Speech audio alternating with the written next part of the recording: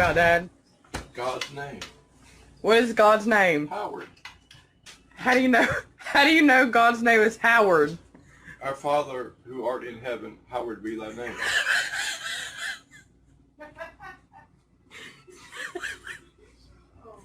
I don't know his last name. Is it Wisner? Huh? What is God's name? Howard. Who? Howard. Howard? How do you know his name is Howard? Because Because what? our Father who art in heaven, hallowed be thy name. Who? Hallowed be thy name. Howard be thy name? Hallowed be thy name. Shalom, Ka'ala Yahawah, Ba'Shem Yahshai, Ba'Shem Qadash. Double honors my teachers, the apostles and elders of Great Millstone. Peace and mercy to the elect, who are the house of David reborn again in this generation. And shalom to the 130 Yasharallah, who today are known as the Negroes, Latinos, and Native Americans, who before losing our true heritage, we were known as, and still are, the true Hebrew Israelites of the Holy Bible. In today's lesson, we're going to talk about these videos we just watched.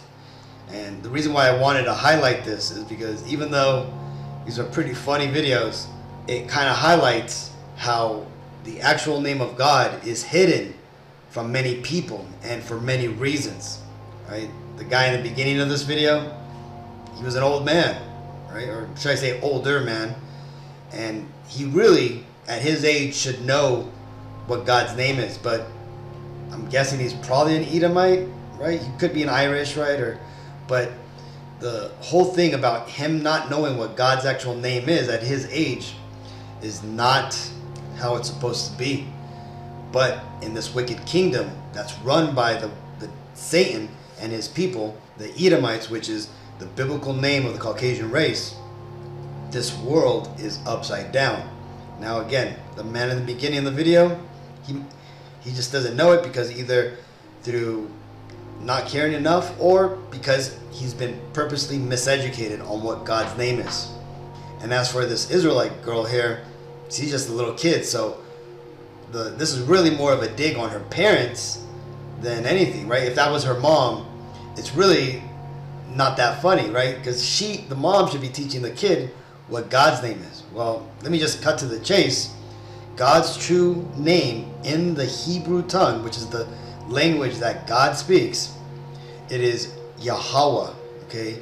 Yahawah is Hebrew for he is, and his son's name, who the world ignorantly calls Jesus Christ, in Hebrew, Jesus' true name is Yahawashi, right? Which is Hebrew for he is salvation.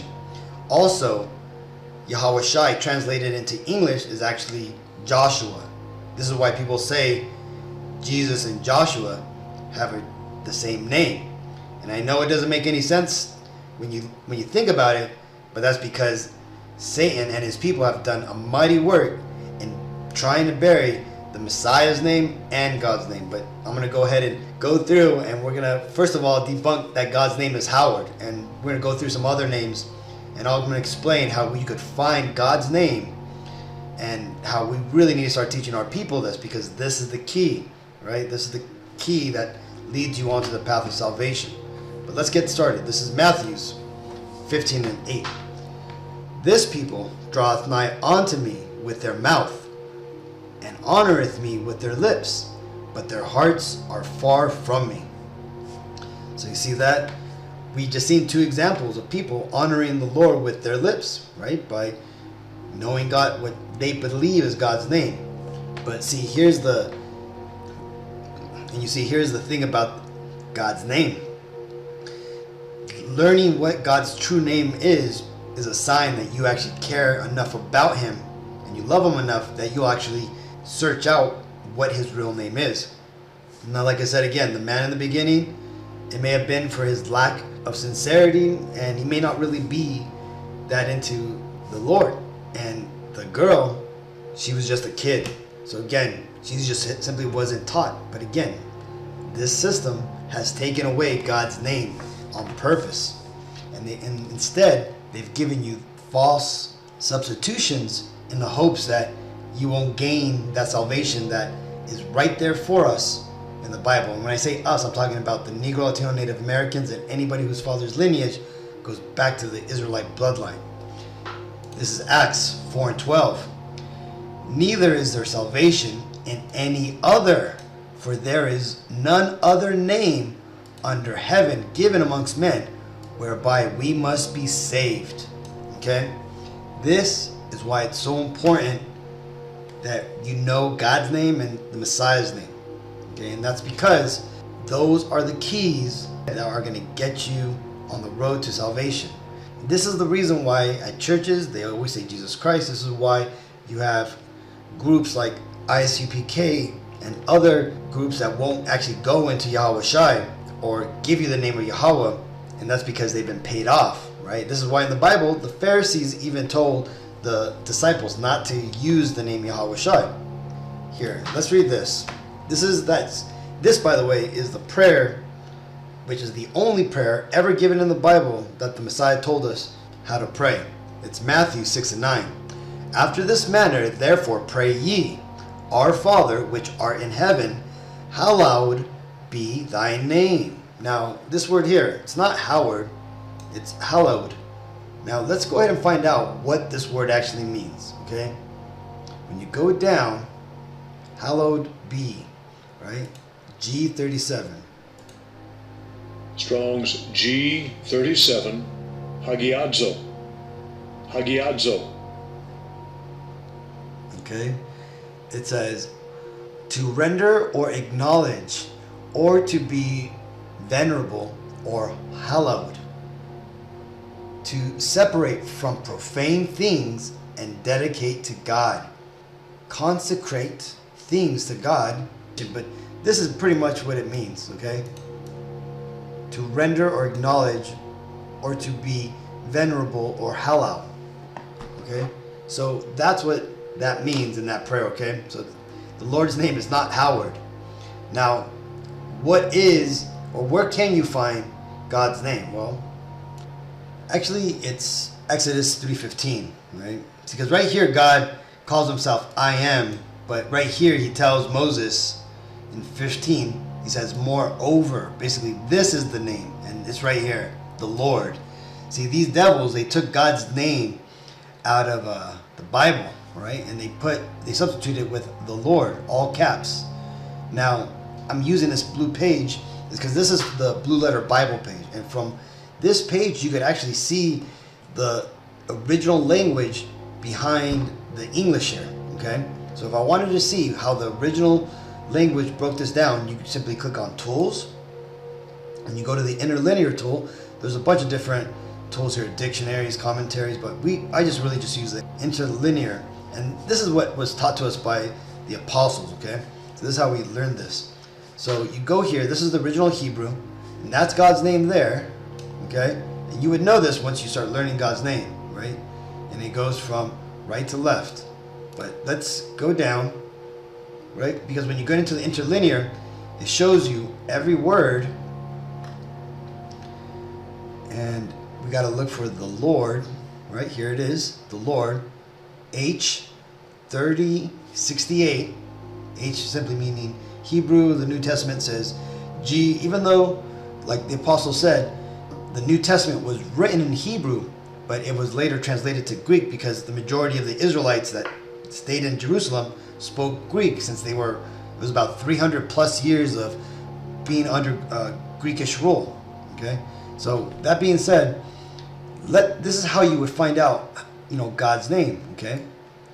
So you go here, you click on the actual word, and it takes you to the words page. Now, in this case here, this is another level of trickery that the devil puts in place. First of all, this is God's name, but you see these little dots?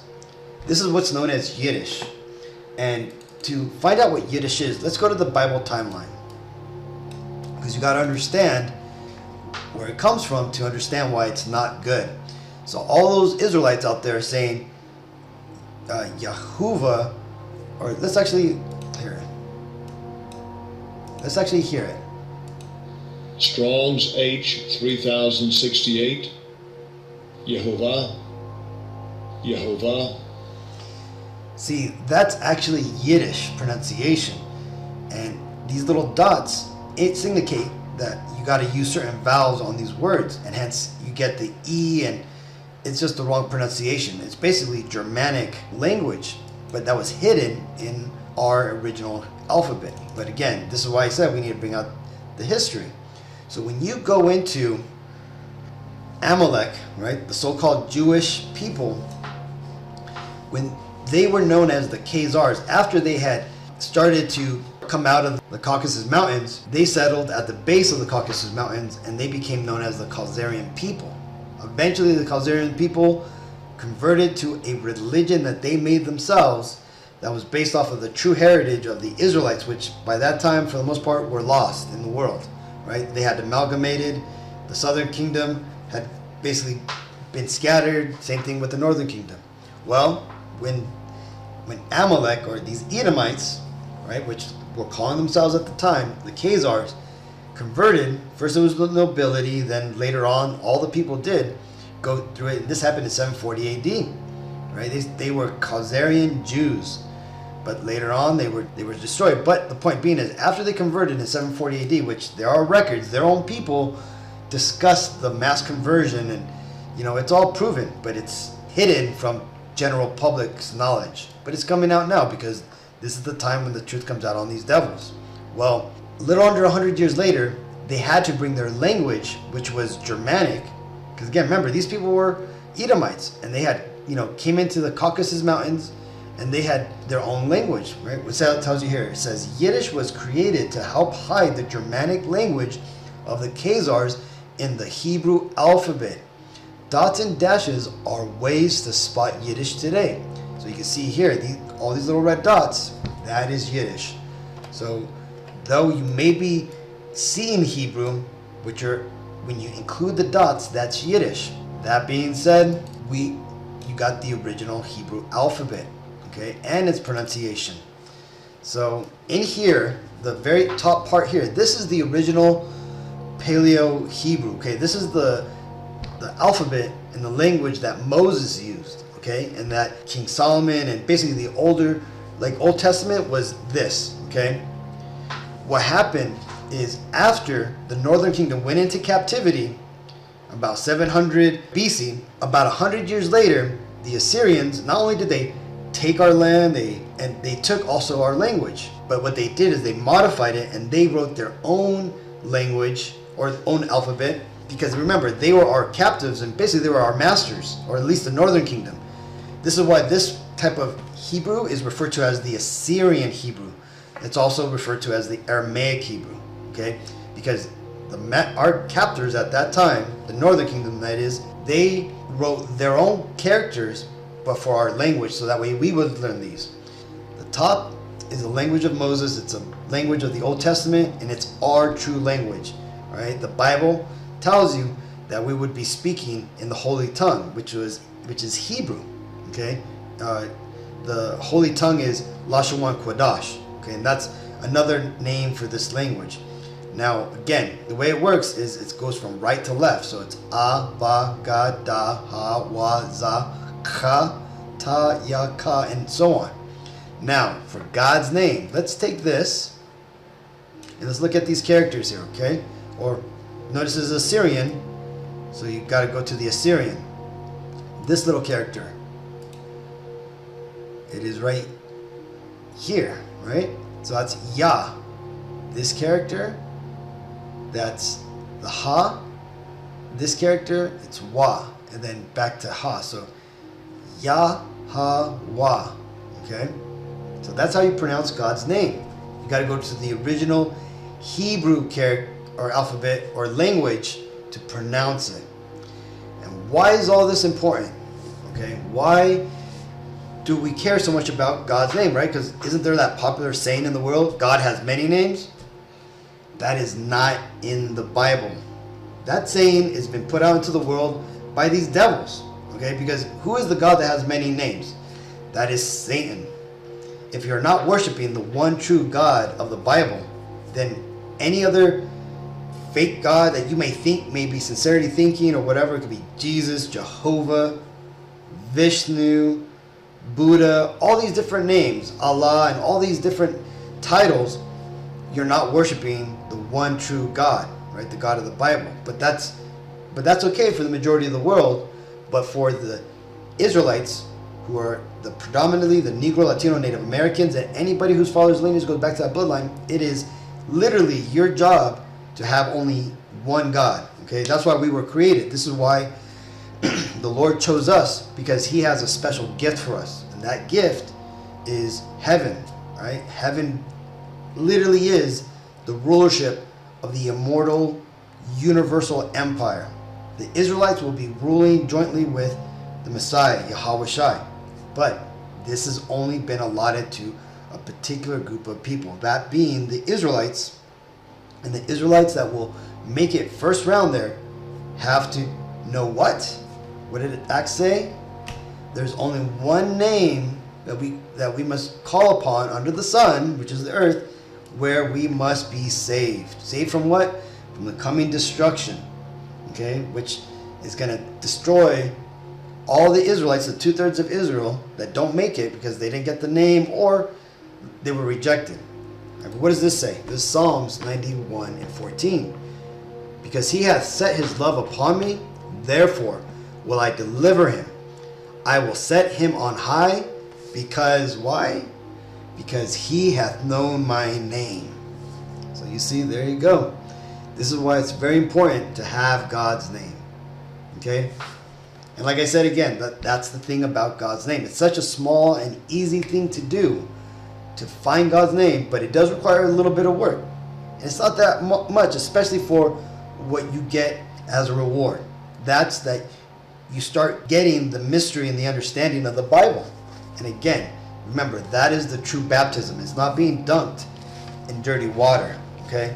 The true baptism of the Bible is of hearing God's words, which are in the Bible, and understanding them, right? That's the baptism by fire. Okay, that's what you're here watching these videos for. And again, on top of that, one of the most important things is that you know God's name. Now, this is why I'll ask people, do you know, once you learn God's name, people say, oh yeah, I know God's name, blah, blah, it's Yahawah, Yahawashi. Can you write it? Right? If you can't, you should start learning to just write God's name. And it's really easy to do, and especially if you have like this graph here. You can pause the video, or I'll put the link in the descriptions if you want to download it. Right? But it's really simple. This is Proverbs 30:4. Who hath ascended up into heaven, or descended? Who hath gathered the wind in his fist, or hath bound the waters in a garment? Who hath established all the ends of the earth? What is His name, and what is His Son's name, if thou canst tell? So it's not going to be as easy as just going to a Bible, looking up what it says there, and reading the Lord or Jesus. Because remember, these are decoys and lies that have been set up to deceive you. Real quick, let's just go through some of the more important dates and explanations, right? So one thing, the Messiah's name and the Most High's name cannot start with the letter J. And that's because the letter J didn't come into existence until 1524. Okay, and it wasn't really used till later on, right? Wasn't even used in the 1611 King James Bible. Wasn't that popular. Well, this man tells you here, Gian Giorgio Trissino, an Italian Renaissance grammarian known as the father of the letter J, made a clear distinction between I and J. Okay? And again, the Lord's name wasn't used all the way until officially in 1632. Right? It tells you here, it says, the first time the name Jesus was spelled precisely in this way in a secular sense was first noted June of 1632 within an English legal brief prepared from the court of the High Commission in London, England. Okay? And so there you go. When you call upon Jesus, right, and all these other different names, right, Jehovah for the Most High, you're basing that name off of lies. And before Jesus, by the way, when the Vatican got set up, it ultimately set up the ecumenical councils, okay, to basically rewrite and establish the church doctrine, basically what Christianity and Catholicism, and for the most part, all like God-believing Western religions are learning today. We're set here. This is where, right, the Council of Nicaea, Laodicea, Lateran, and Trent. These were all the places where they decided all these horrible things like the rosary beads, the mass, how mass would work, and all stuff. Well, they also decided that Yahawashi's name would be changed to where it would say there Yahawashi, it would say Iesus, and that's the name that stood there until they changed it to Jesus in the 1600s. So again, you got to know this, right? So this way you could have those keys to salvation, right? You could call upon the Lord, right? What does it tell you here? John 11:25. Yahawashi saith unto her, I am the resurrection and the life. He that believeth in me, though he were dead, yet shall he live. And whosoever liveth and believeth in me shall never die. Believest thou this? To believe in the Lord, you got to know what his name is. You may say you love Jesus, you love the Lord, but if you don't know his name, you really haven't shown that you care enough to find it out. Okay, and this is why the Lord is making sure to put his name out in such a clear manner, right? The elder Kazak, right? He makes beautiful videos breaking down the Lord's name, right? And a lot of my understanding comes from, right, that elder's teaching. So let's read this and let's get out of here. This is Romans 10:13. For whosoever shall call upon the name of the Lord shall be saved. That's why it counts. And that's why we get on IUIC for not teaching in the name of Yahawashi or Yahawah. You see, they're trying to take that away from you. Right? They're trying to do the same thing that the world did to you when you lost your power. And again, it's easy to do, and it's the most simplest way you can show the Lord that you really love him. Because why? Let's read this again. Because he hath set his love upon me.